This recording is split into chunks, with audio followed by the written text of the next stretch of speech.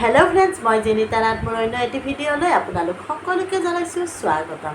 যিসকল বন্ধু বান্ধৱীয়ে মোৰ এই ইউটিউব চেনেলত নতুনকৈ ভিডিঅ' চাই আছে, প্লিজ চেনেলটো ছাবস্ক্ৰাইব কৰি ল'ব।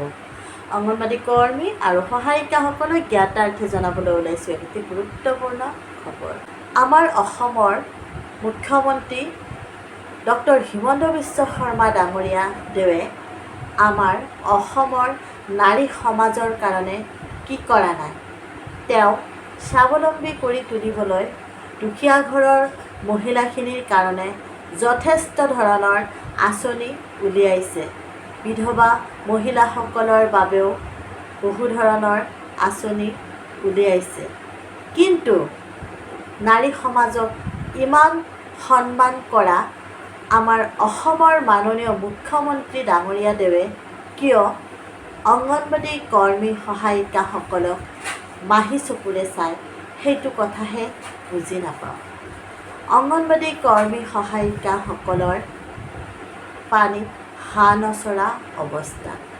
সকলো বস্তুৰে ইমান দাম, কিন্তু আমাৰ মাননীয় মুখ্যমন্ত্ৰী ডাঙৰীয়াই এবাৰ হাঁহ কৰিলে সকলোখিনি হৈ যায় আৰু অংগনবাদী কৰ্মী সহায়িকাসকলে কষ্ট কৰিবলগীয়া নহয়।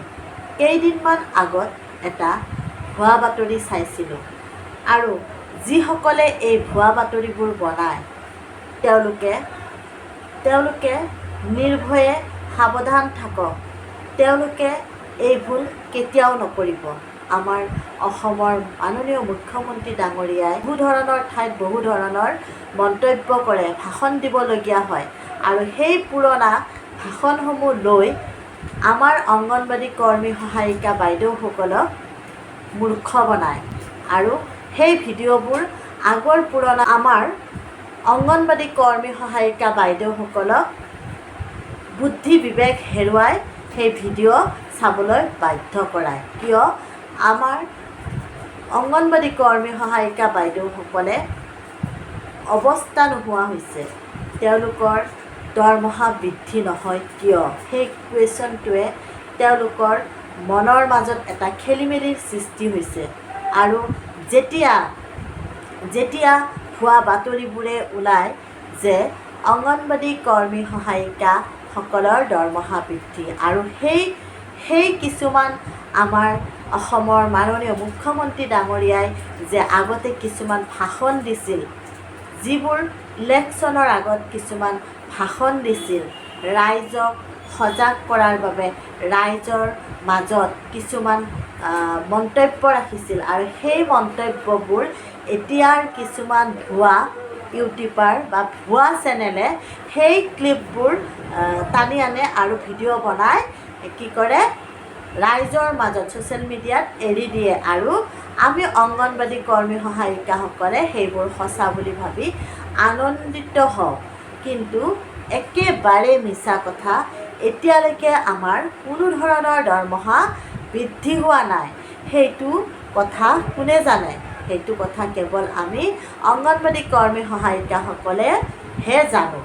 এতিয়াও কিছুমান বাতৰুৱাই যেতিয়া আমি ৰাস্তাৰে গৈ থাকোঁ তেতিয়া তেওঁলোকে আমাক প্ৰশ্ন কৰে যে হয় আপোনালোকৰ বহুত পৰিশ্ৰম, সেই হিচাপে দৰমহা কম, কিন্তু শুনা পালোঁ আপোনালোকৰ দৰমহা বৃদ্ধি হ'ল। তেতিয়া আমাৰ উত্তৰ এনচাৰ নাথাকে, আমাৰ হাতত আমি মুখেৰে ক'বলৈ এনচাৰ নাথাকে আৰু এইখিনি এনচাৰ নোহোৱা কাম আমাক কোনে কৰিলে বুজি নাপাওঁ। আমাৰ অসমৰ মাননীয় মুখ্যমন্ত্ৰী ডাঙৰীয়াই মহিলা সমাজৰ কাৰণে ইমান কৰি আছে, যিসকলে পাব নলগীয়া সেইসকলেও ঘৰতে বহি বহি কোনো ধৰণৰ কষ্ট নকৰি টকা উপাৰ্জন কৰি আছে আৰু আমি পৰিশ্ৰম কৰি অংগনবাদী কৰ্মীসকলৰ এৰিয়াৰ শিশুসকলক পুষ্টিহীনতাৰ পৰা আঁতৰাই সুস্থ সবল এজন শিশু বনোৱাৰ পৰা আৰম্ভ কৰি, জিৰৰ পৰা আৰম্ভ কৰি 6 বছৰৰ শিশুলৈকে, গৰ্ভৱতীৰ পৰা আৰম্ভ কৰি প্ৰসূতিলৈকে, তাৰপিছত কিশোৰীলৈকে, বৃদ্ধজন 60 বছৰ বয়সলৈকে ছাৰ্ভে বহুত ধৰণৰ ইত্যাদি কাম, কিন্তু তথাপিতো অংগনবাড়ী কৰ্মী সহায়িকাসকলৰ কাৰণে কিঞ্চিতমান দৰমহা বৃদ্ধি কৰি থৈ নতুনকৈ তেখেতৰ ভাবিবলৈ সময় নাই। বুজি নাপালোঁ, আমিওতো নাৰী, অংগনবাড়ী কৰ্মী সহায়িকাসকলো নাৰী নে তেখেতসকলে নাৰী নহয়? আমি অংগনবাড়ী কৰ্মী সহায়িকাসকলো অসমৰ একোজনী নাৰী, কিন্তু কিয় মাহী চকুৰে চাইছে অংগনবাড়ী কৰ্মী সহায়িকাসকলক সেই কথাষাৰহে বুজি পোৱা নাই।